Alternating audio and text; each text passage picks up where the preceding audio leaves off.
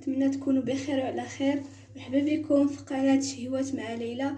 اليوم ان شاء الله غادي نقدم لكم الطبق تاع مقارونيه بمطيشه والكفته اللي كتجي زوينه بزاف وكتعجب الوليدات. كنتمنى تجربوها ان شاء الله. وغنبداو نبداو المقادير ديال الوصفه ديال اليوم. غادي نحتاجو مقارونيه، نتوما يقدر ديروا اي نوع اللي بغيتو.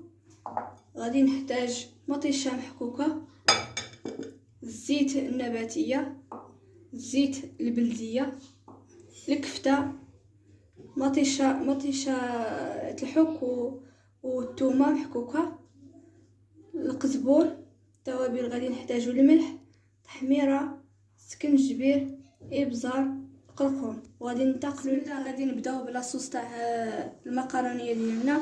درنا مطيشه في المقله، غادي نديرو الزيت البلديه والزيت النباتيه حتى هي.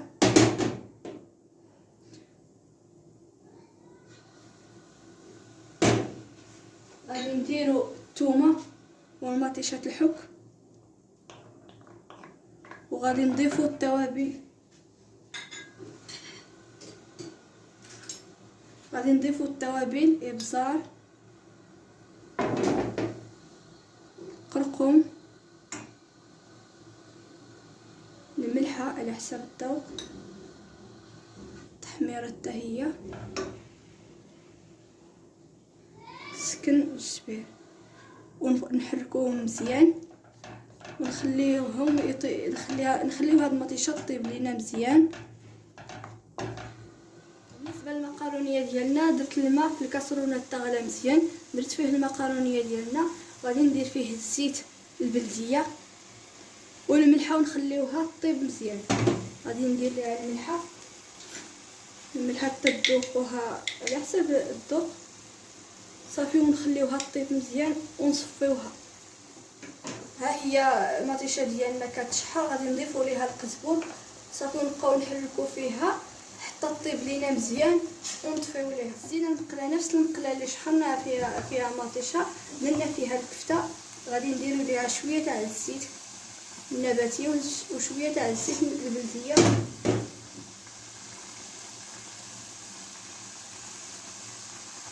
وشويه تاع الملحه، وشويه تاع الابزار، ونبقاو نحركو فيها حتى تشحر مزيان صافي ونطفيو عليها. صفيت المقارونيه ديالنا وصفيتها كما كتشوفوا.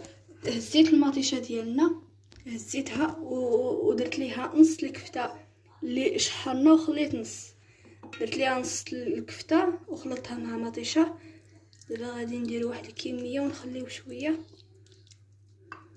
ونخلطوها مزيان. ما خلطنا نص تاع المطيشه ديالنا مع المقارونيه، هادي غادي نديروها الفوق.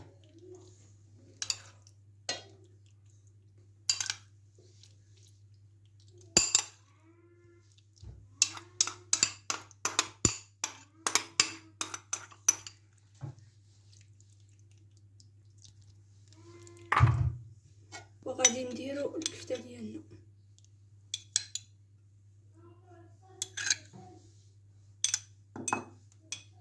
ها هي المقارونيه ديالنا من بعد ما وجدناها. كنتمنى تعجبكم وتجربوها، وما تنساوش الى عجبتكم القناه ديالي ديروا اشتراك وتشاركوها مع الاصدقاء ديالكم.